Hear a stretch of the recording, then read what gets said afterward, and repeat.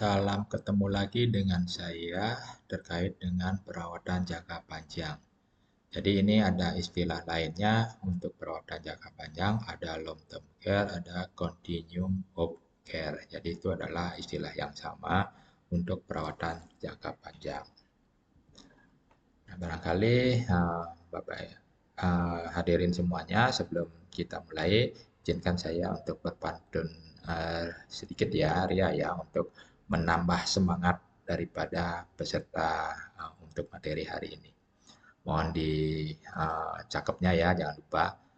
Pohon mangga buahnya lebat, secangkir kopi diminum hangat.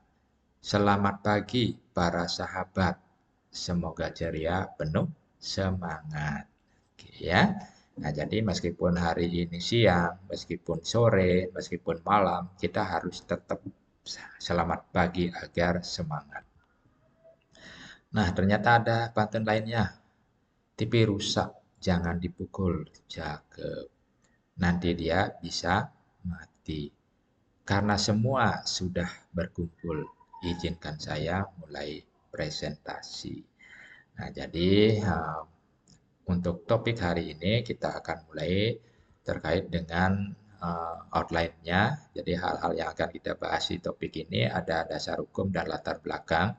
Kenapa kita perlu belajar tentang perawatan jangka panjang.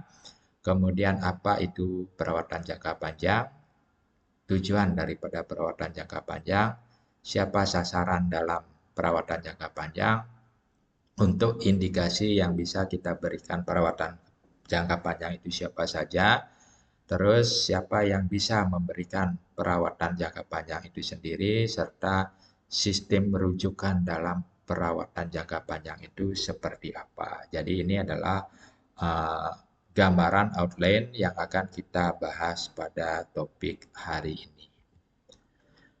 Nah, yang pertama kita bicara terkait dengan latar belakang.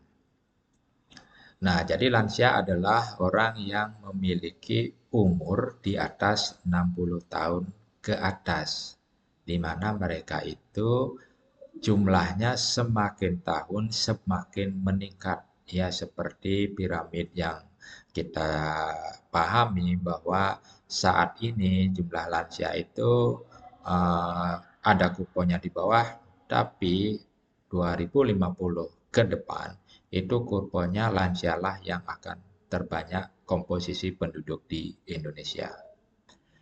Nah, kemudian diperkirakan tahun 2050, jadi umur harapan hidup lansia itu semakin meningkat ke angka 78 tahun. Saat ini 70 sampai 75, nanti 2050 akan menjadi meningkat ke 78. Hal ini berarti bahwa semakin banyak lansia yang akan ada. Tentu masalahnya juga akan semakin banyak karena kita ketahui lansia itu memiliki double multiple disease.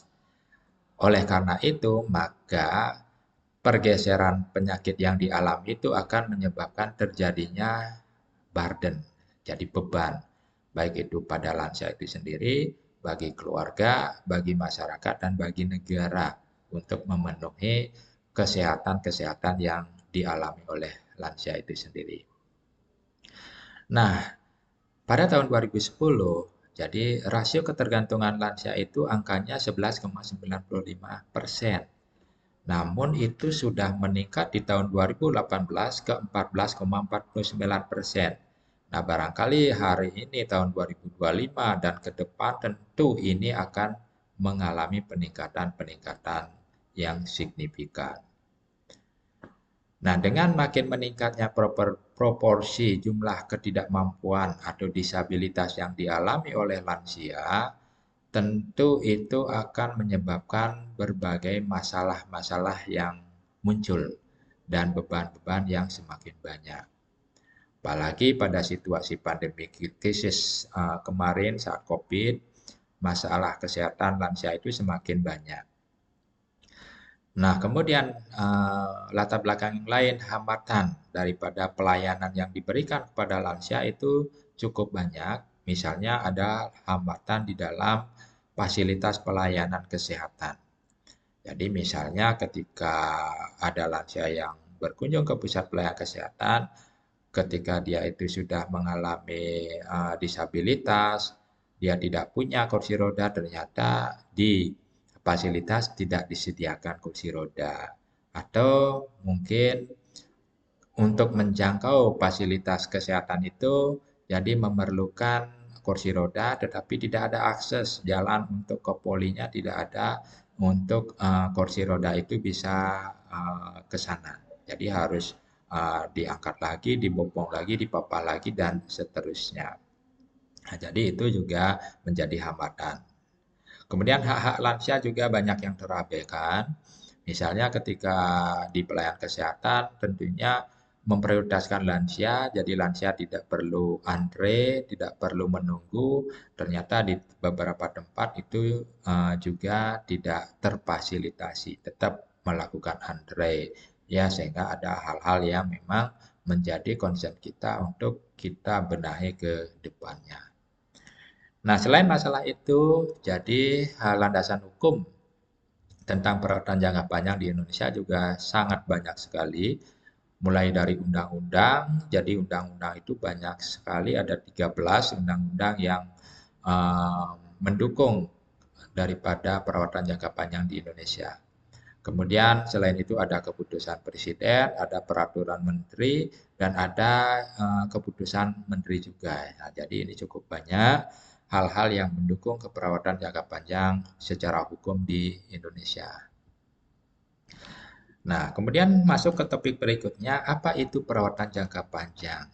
Ya, jadi perlu kita pahami bahwa perawatan jangka panjang itu merupakan suatu serangkaian layanan dan dukungan baik itu kepada individu, sosial dan medis yang memastikan orang-orang dengan atau yang berisiko kehilangan kapasitas intrinsiknya, baik itu kehilangan kapasitas intrinsik oleh karena penyakit yang diderita, misalnya DM, hipertensi, dan lain sebagainya, stroke, atau kapasitas intrinsiknya oleh karena adanya kecacatan mental atau fisik.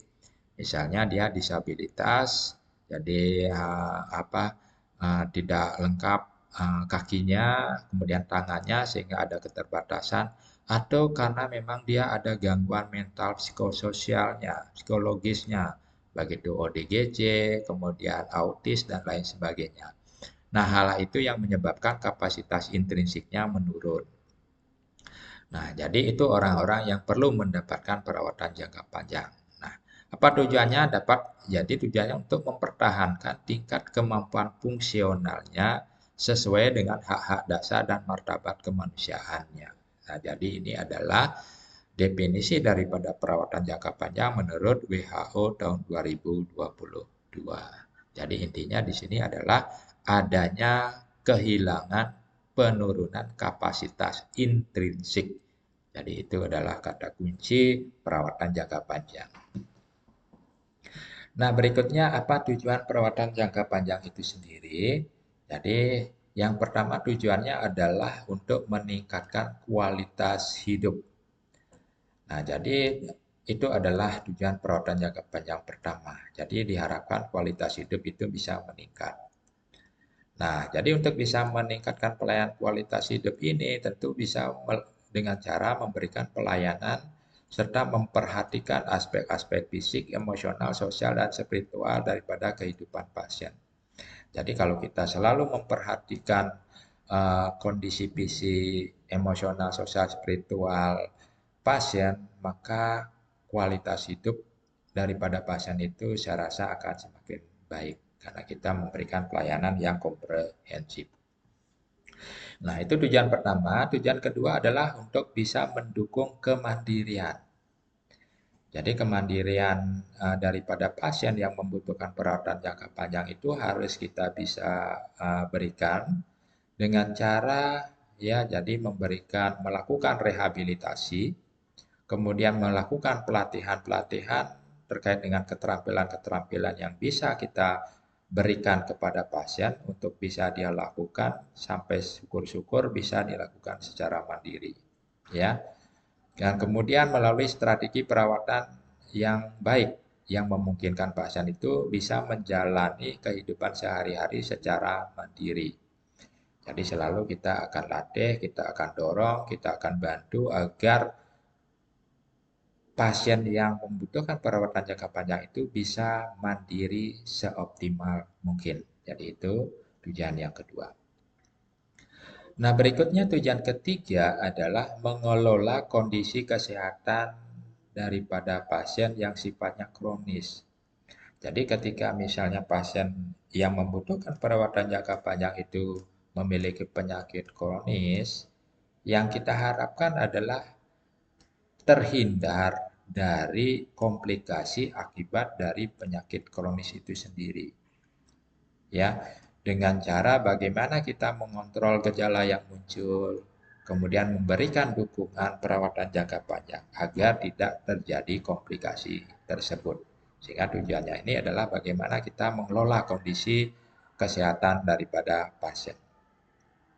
Kemudian tujuan yang terakhir adalah mencegah penurunan fungsi yang dialami oleh pasien itu sendiri dengan cara memberikan intervensi yang tepat, baik itu waktunya, caranya, tekniknya, ya.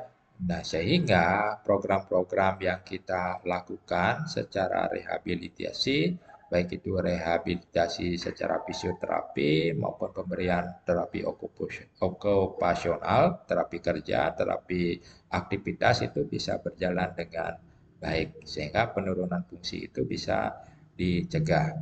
Yang risikonya misalnya pasien itu kontraktur akibat dia tidak bisa melakukan aktivitas, dengan kita bisa berikan terapi fisioterapi, jadi melakukan ROM, jadi itu bisa dicegah, ya. Jadi kontraktur bisa dicegah sehingga bisa mencegah penurunan daripada fungsi yang dihadapi oleh pasien yang membutuhkan perawatan jangka panjang. Nah, jadi ini adalah tujuan daripada perawatan jangka panjang. Nah, kemudian selanjutnya, siapa sih yang membutuhkan perawatan jangka panjang?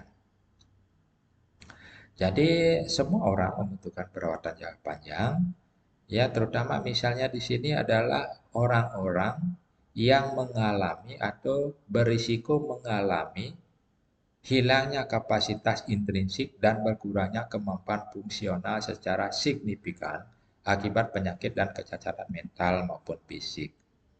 Nah, jadi siapa individu tersebut, orang-orang tersebut, misalnya orang yang mengalami penyakit fisik.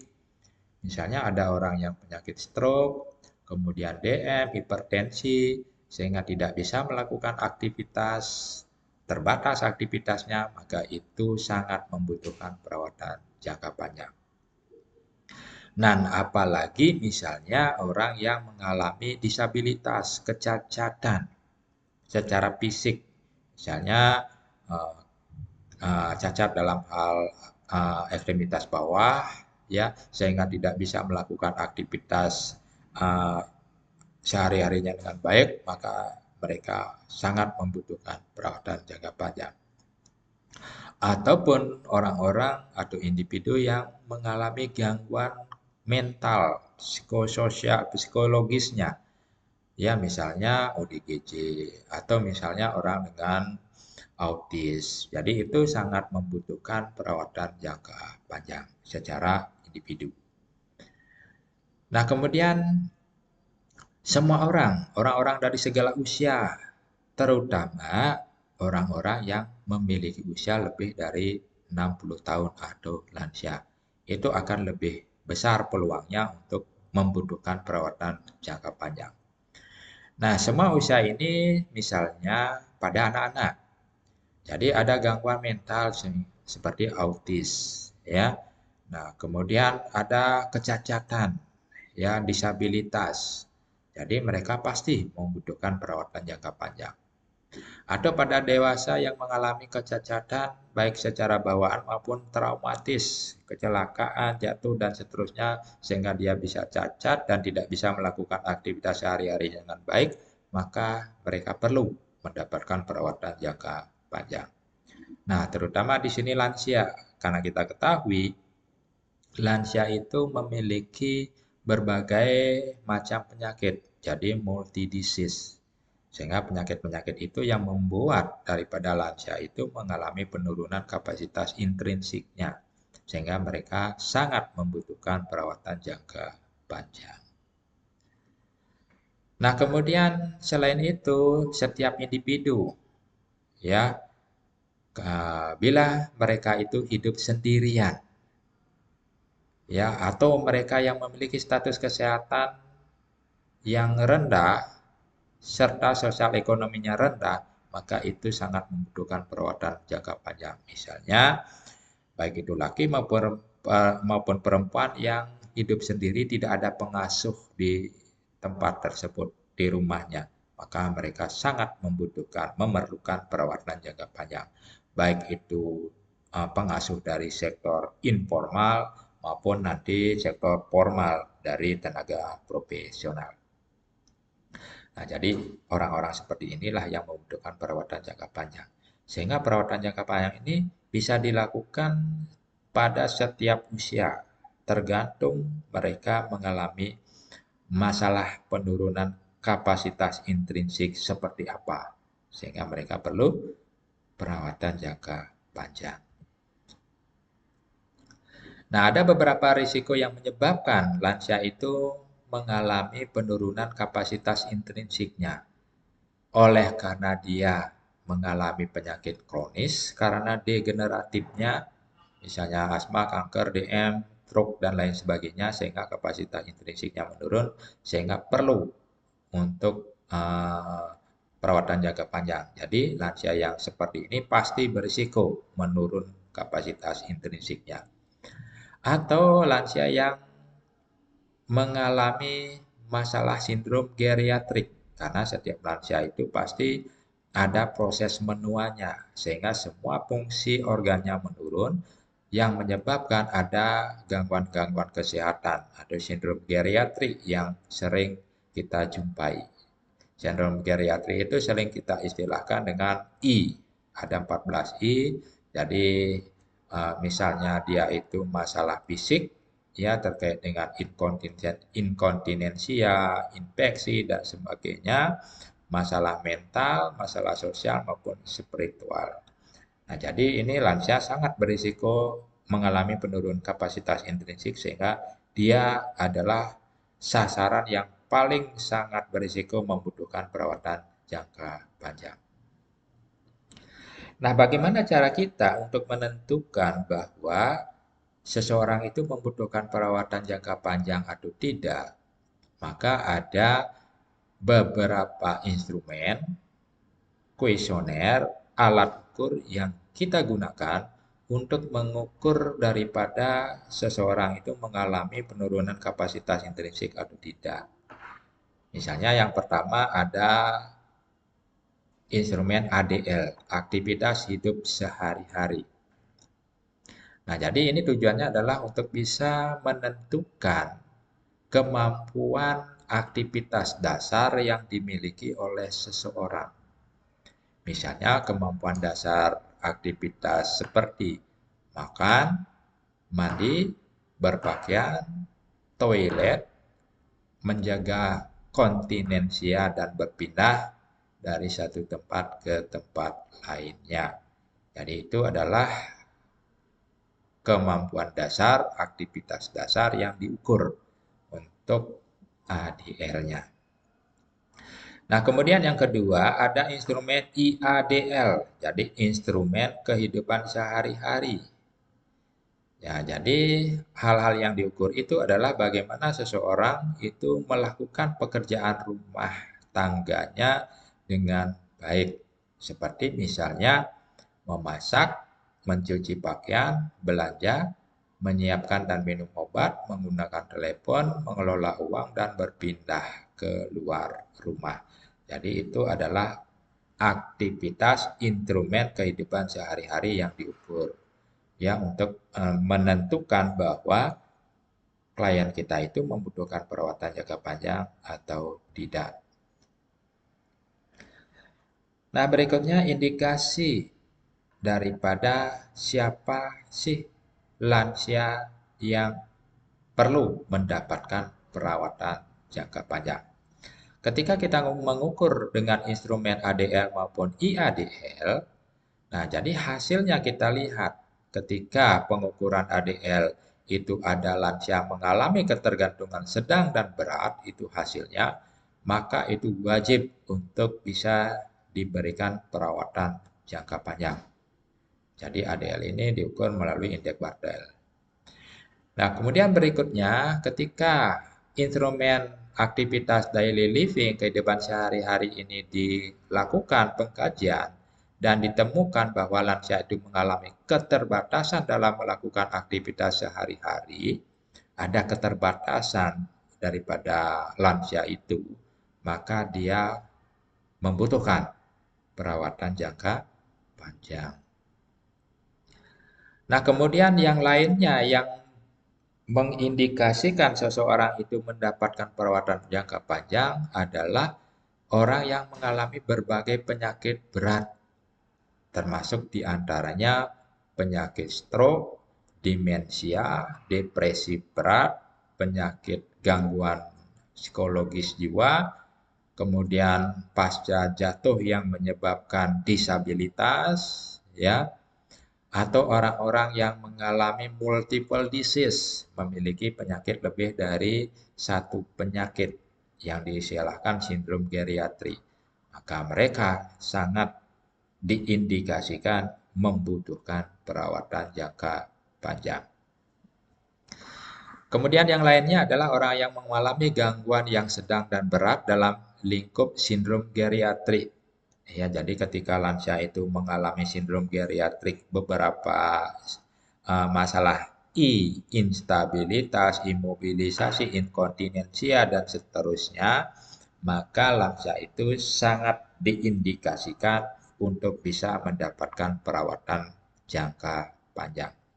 Sehingga kita perlu melihat, mengkaji nanti lansia itu, dia itu seperti apa kondisinya, apakah perlu perawatan jangka panjang atau tidak, maka itulah yang perlu kita perhatikan nanti ketika merawat pasien lansia. Nah, kemudian berikutnya, di dalam memberikan pelayanan jangka panjang tersebut, ya tentu akan didukung oleh sektor-sektor formal maupun informal. Jadi orang-orang inilah yang bisa memberikan perawatan jangka panjang. Misalnya sektor informal, itu disebut dengan caregiver. Jadi ini adalah orang-orang yang umum, bukan dari pelatihan khusus, bukan dari pendidikan khusus, yang ditugaskan untuk memberikan perawatan jangka panjang. Nah, jadi ini adalah sektor informalnya. Nah, siapa yang bisa kita libatkan di situ? Ada anggota keluarga. Jadi ketika ada salah satu anggota keluarga yang mengalami penurunan kapasitas intrinsik, kemudian dia itu kita harapkan untuk bisa melakukan aktivitasnya dengan baik, maka dia perlu dirawat, didukung oleh anggota keluarganya. Nah, dia itulah yang disebut dengan caregiver informal. Jadi anggota keluarga itu boleh siapa saja, boleh nanti pasangan hidupnya, boleh dia itu anaknya, boleh dia cucunya, atau mungkin orang tuanya. Kalau masih ada, silakan. Itu bisa memberikan pelayanan kesehatan. Dengan catatan mereka itu memang diberikan informasi, pelatihan, dan lain sebagainya untuk bisa memberikan bantuan untuk perawatan jangka panjang. Nah, kemudian yang lainnya adalah teman ataukah sahabat. Jadi itu juga bisa memberikan perawatan jangka panjang yang disebut dengan caregiver. Nah, yang lainnya anggota masyarakat secara luas. Baik itu dia itu adalah seorang kader, apakah dia PKK di desa, atau mungkin kelompok-kelompok dasawisma yang ada, ya. Nah, jadi itu yang disebut dengan pemberi layanan perawatan jangka panjang dari sektor informal yang disebut dengan caregiver. Nah, sedangkan pemberi layanan perawatan jangka panjang dari sektor formal, ya, nah jadi itu adalah orang yang memiliki atau memiliki profesi tenaga kesehatan yang profesional. Jadi melalui pendidikan atau pelatihan khusus, sehingga mereka bisa memberikan perawatan jangka panjang secara formal.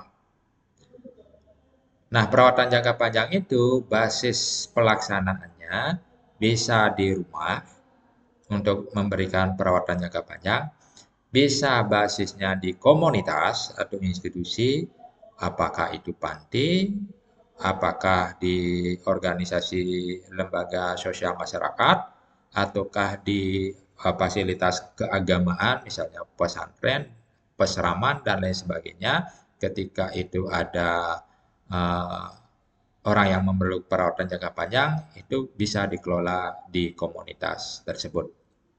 Atau dia itu berbasis di rumah sakit. Jadi perawatannya itu diberikan di rumah sakit. Nah, jadi ini adalah pemberi layanan yang kompeten untuk perawatan jangka panjang. Nah, perlu kita ketahui bahwa di dalam memberikan perawatan jangka panjang, kita harus menganut prinsip yang kontinu. Ya, jadi berkesinambungan dan berkelanjutan.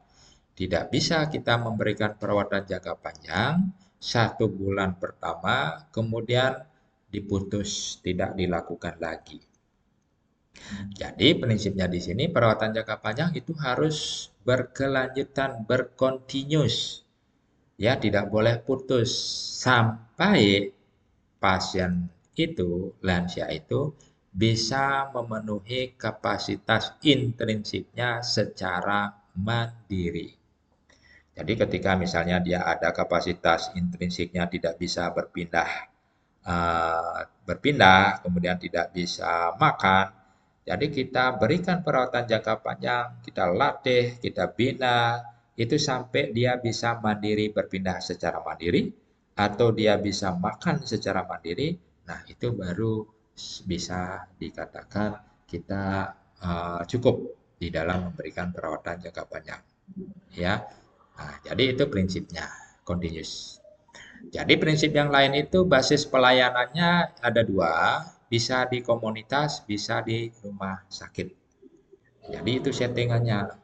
Bisa pasien itu datang tiba-tiba kemudian dirawat di rumah sakit untuk diberikan perawatan jangka panjang, bisa juga ditemukan di rumahnya sendiri untuk diberikan perawatan jangka panjang. Itu prinsip PJP. Nah, kemudian bagaimana peran daripada keluarga itu sendiri di dalam memberikan perawatan jangka panjang? Jadi keluarga itu berperan dalam yang pertama memberikan dukungan fisik. Jadi keluarga itu harus bisa membantu ADL-nya, aktivitas daily living-nya, kebutuhan sehari-harinya, sehingga kebutuhan fisik daripada pasien itu bisa terpenuhi. Misalnya membantu BAB, membantu makan minum, membantu berpindah. Nah, itu bagian dari ADL. Sehingga itu bisa diberikan dukungan oleh keluarga. Jadi peran keluarga di situ banyak. Nah, kemudian selain dukungan fisik, dukungan emosional. Jadi diharapkan lansia itu bisa mendapatkan rasa nyaman yang meningkat. Kebutuhan kekuatan emosionalnya baik. Sehingga itu bisa dilakukan, diberikan melalui dukungan emosional. Jadi keluarga itu merasa memperhatikan, kemudian mau merawat, kemudian mau mengajak, tidak mengabaikan, tidak menyudutkan, diajak berdiskusi, kemudian bercengkrama dan lain sebagainya, itu bagian dari dukungan secara emosional yang bisa kita berikan oleh keluarga kepada pasien yang membutuhkan perawatan jangka panjang, terutama dalam hal ini adalah lansia. Kemudian peran keluarga juga bisa sebagai koordinator di mana keluarga itu membuat suatu perencanaan yang detail, yang rinci. Ini nanti lansia yang membutuhkan perawatan jangka panjang itu dirawat dengan bagaimana? Ya, jadi misalnya di paginya harus memberikan perawatan apa, siangnya memberikan latihan apa, sorenya melakukan kegiatan apa. Nah, itu dibuat perencanaan yang baik, sistematis oleh keluarga, sehingga nantinya aktivitas sehari-harinya, kapasitas intrinsik daripada pasien itu bisa meningkat. Nah, kemudian dukungan yang lainnya adalah memberikan informasi dan edukasi yang akurat, ya. Jadi bisa memberikan dukungan tersebut, peran tersebut.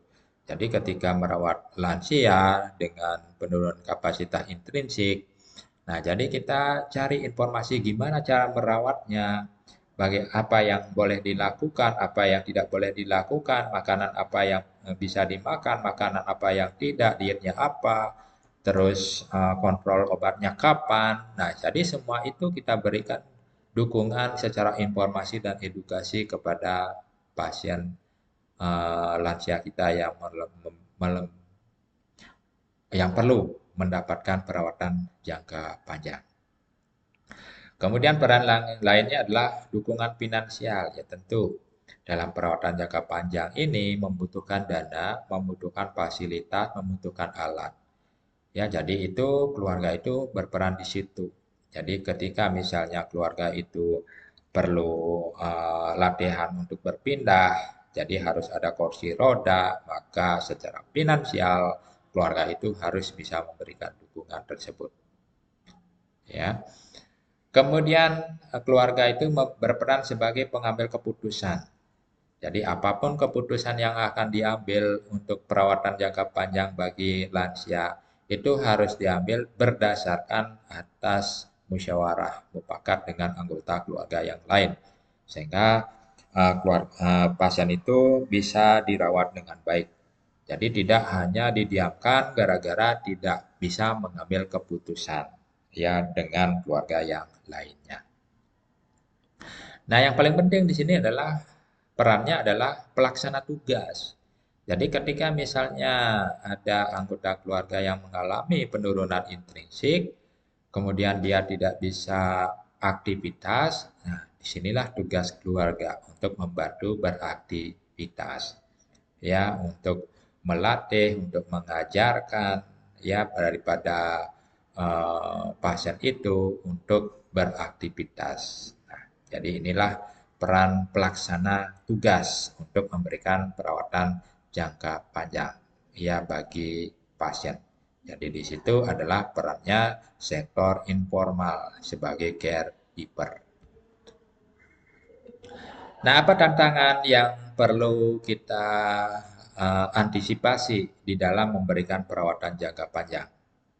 Tantangan yang pertama, tentu ketika ada salah satu anggota keluarga yang membutuhkan perawatan jangka panjang, itu menjadi beban bagi keluarga itu sendiri maupun beban bagi si pasien itu sendiri. Sehingga ini adalah tantangan bagaimana kita ikhlas, kita betul-betul tidak terbebani di dalam memberikan perawatan jangka panjang tersebut. Apalagi nanti ketika kebutuhan ekonomi itu harus terpenuhi, sementara harus merawat pasien keluarganya yang membutuhkan perawatan jangka panjang sehingga tidak bisa bekerja, tidak bisa mendapatkan imbalan, uang dan seterusnya untuk kebutuhan sehari-hari, tentu di situ akan menjadi beban. Nah, berikutnya tantangan yang lain adalah terbatasnya waktu, di mana ketika memberikan perawatan jangka panjang karena mengalami kapasitas intrinsiknya pasien menurun, tentu di situ harus diawasi, harus dikelola, harus dirawat sepanjang waktu full time. Nah, kadang-kadang di situ kita tidak punya waktu yang banyak karena kita memiliki banyak aktivitas pula, banyak kegiatan pula yang harus dilakukan. Sehingga keterbatasan waktu inilah juga menjadi tantangan yang harus bisa kita kelola untuk pemberian perawatan jangka panjang. Nah, kemudian tantangan yang lain adalah adanya konflik peran dan tanggung jawab. Jadi dengan perawatan jangka panjang yang diberikan, ya tentu perannya yang dimiliki oleh keluarga saat ini, caregiver saat ini apa?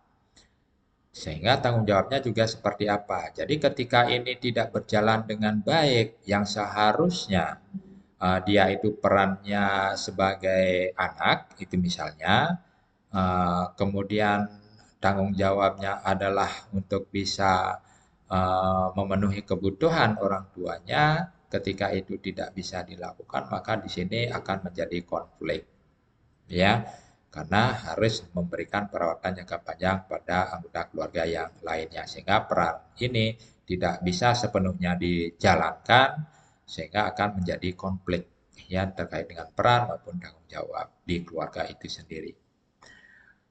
Nah, kemudian yang lainnya tentu tantangan finansial, karena di dalam memberikan perawatan jangka panjang tentu tidak free, tidak membutuhkan sarana prasarana, tidak membutuhkan uang dan lain sebagainya. Nah, jadi itu harus ada. Misalnya ketika misalnya kita memberikan perawatan, tentu di situ perlu uang. Ketika itu tidak ada, nah maka ini tantangan yang harus kita bisa pecahkan terkait dengan finansial. Oh, di situ tidak ada eh, fasilitas. Nah, gimana caranya kita mendapatkan fasilitas tersebut? Nah, tentu berdasarkan finansial juga. Nah, jadi itu tantangan lainnya. Kemudian ketidakpastian dan perubahan kondisi kesehatan. Ya tentu sebagai caregiver, sebagai keluarga tidak akan selalu dalam kondisi yang sehat. Ketika ada kondisi-kondisi perubahan-perubahan kesehatan yang terjadi bagi caregiver, itu pasti akan berat untuk bisa memberikan perawatan jangka panjang. Atau ketidakpastian dalam kondisi kesehatan si pasien yang membutuhkan perawatan jangka panjang itu sendiri. Oh, ternyata kondisinya tidak ada perubahan ke arah kebaikan, ternyata malah ke arah negatif semakin parah. Maka di situ menjadi tantangan yang lainnya di dalam memberikan perawatan jangka panjang. Nah, jadi ini beberapa tantangannya. Nah, apa upaya-upaya yang bisa kita lakukan untuk meningkatkan kapasitas intrinsik daripada lansia yang membutuhkan perawatan jangka panjang? Jadi upaya untuk bisa mempertahankan dan meningkatkan kapasitas fungsionalnya secara fisik, tentu kita libatkan daripada lansia itu dalam setiap aktivitas sehari-hari, aktivitas rutin seperti biasa. Jangan kita batasi, jangan kita larang, ya, untuk lansia itu bisa beraktivitas seperti biasa. Jadi malah itu nantinya akan bisa meningkatkan kapasitas intrinsiknya. Kalau itu kita batasi, oh Bapak lansia nggak boleh A, nggak boleh B, maka dia akan semakin menurun kondisi fisiknya. Kemudian kita bisa mengelola penyakit daripada yang diderita oleh lansia itu sendiri dengan baik, misalnya dengan cara bagaimana kita mengontrol obat-obatan yang harus diminum secara teratur. Kemudian bagaimana kita harus mengontrol pantangan-pantangan makanan yang boleh dan tidak boleh untuk dia konsumsi. Misalnya ketika lansia itu punya penyakit DM, kemudian penyakit hipertensi, maka pantangan-pantangan terkait dengan makanan mengandung tinggi natrium atau garam, kemudian tinggi uh, gula, itu juga harus kita kontrol dalam pengelolaan penyakit yang diderita oleh lansia itu sendiri. Kemudian melakukan pantauan terhadap tanda-tanda vital setiap saat. Ini untuk bisa mendeteksi ada perubahan tanda vital enggak. Kalau ada, maka kita indikasikan ada perubahan fisik yang dialami oleh lansia yang harus bisa kita kontrol. Nah, jadi ini kelola penyakit yang perlu kita lakukan. Nah, kemudian berikutnya melakukan latihan fisik minimal 4 kali seminggu. Dan setiap latihan minimal 30 menit untuk bisa kita lakukan. Baik dengan melakukan senam, latihan keseimbangan maupun latihan otot-otot yang lainnya. Nah, jadi seperti gambar di kanan ini adalah kegiatan aktivitas sehari-hari yang bisa kita anjurkan kepada pasien dipenuhi secara mandiri kalau tidak kita bantu. Atau aktivitas-aktivitas latihan-latihan yang sederhana yang bisa kita berikan dan kita latih kepada pasien untuk meningkatkan kapasitas fungsional secara fisik.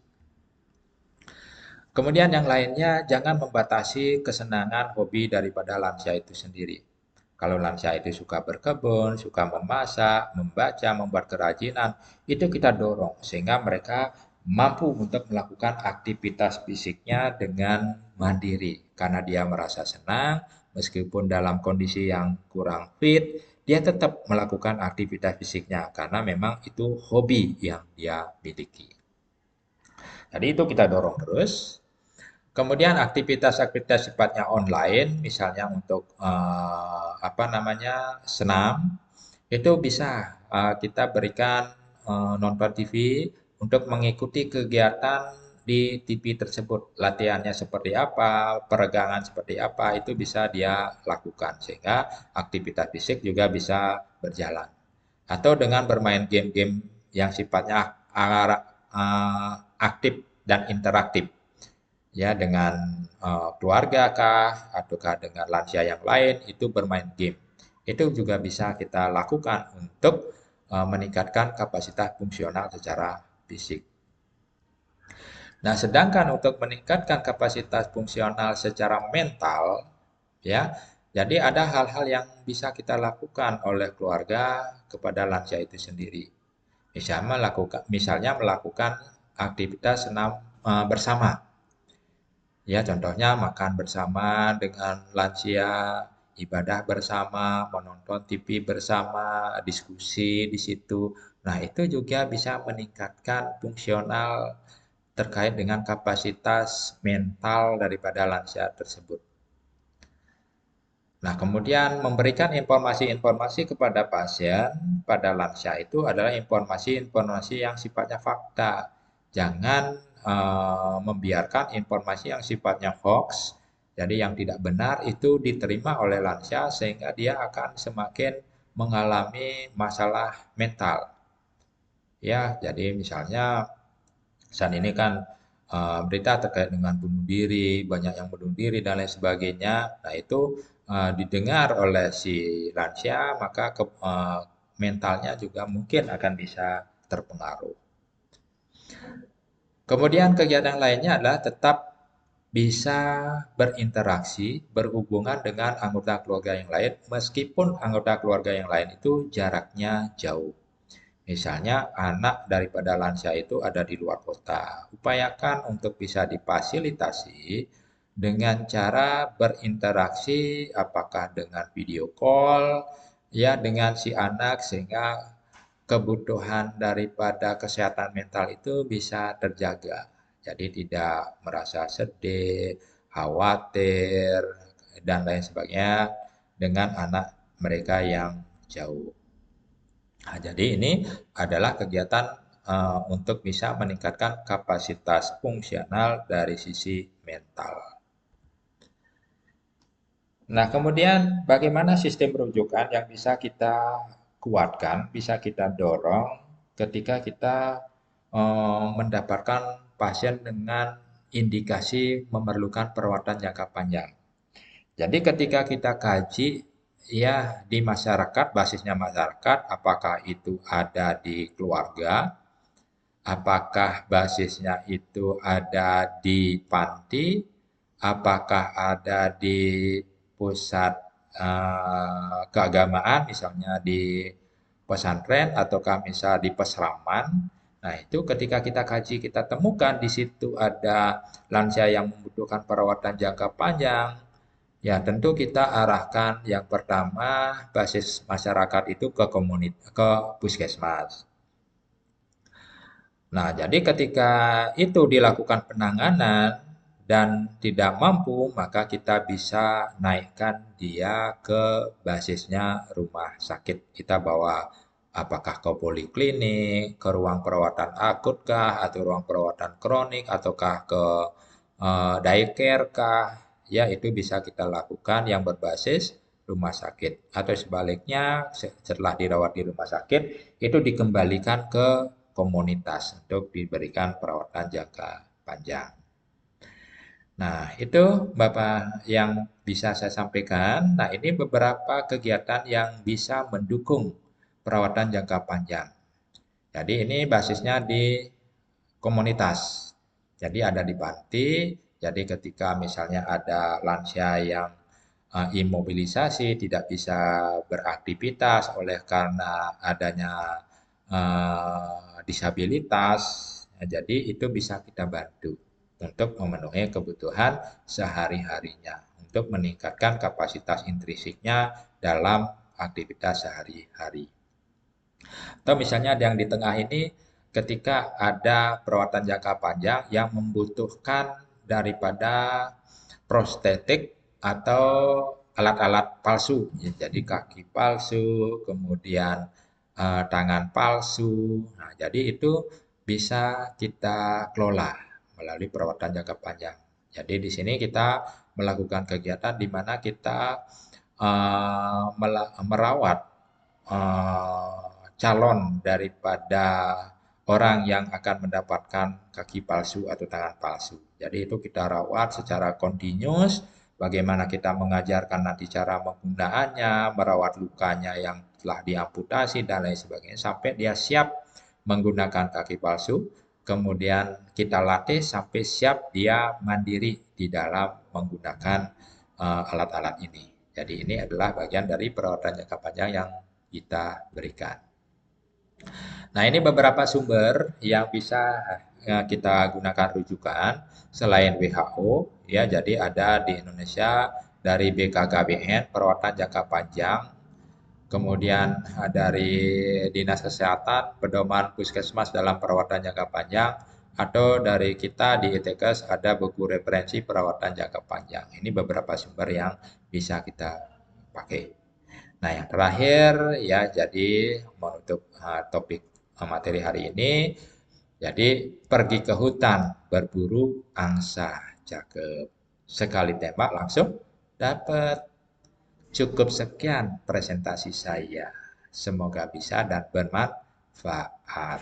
Nah, jadi mudah-mudahan materi ini bisa bermanfaat bagi semuanya untuk bisa kita mengelola klien-klien pasien-pasien kita yang membutuhkan perawatan jangka panjang. Mau pantun lagi? Nih, lihat. Bunga mawar, bunga selasih. Jatuh di lapangan, diambilkannya. Cakep. Cukup sekian dan terima kasih. Semoga ada yang bertanya. Ini pantun memang disiapkan karena kadangkala ketika topik itu diberikan, jadi tidak ada yang bertanya. Jadi ini menggugah daripada semuanya untuk bisa menyimak materi itu dengan baik dan bertanya apabila ada hal-hal yang kurang jelas. Saya rasa itu yang bisa saya sampaikan terkait dengan topik perawatan jangka panjang pada hari ini. Kalau ada hal-hal yang kurang jelas, silakan hubungi nomor di slide ini atau bisa meng-email kepada email yang sudah tertera. Sekali lagi, terima kasih atas perhatiannya. Semoga bermanfaat. Kita akhiri pertemuan ini dengan salam sehat.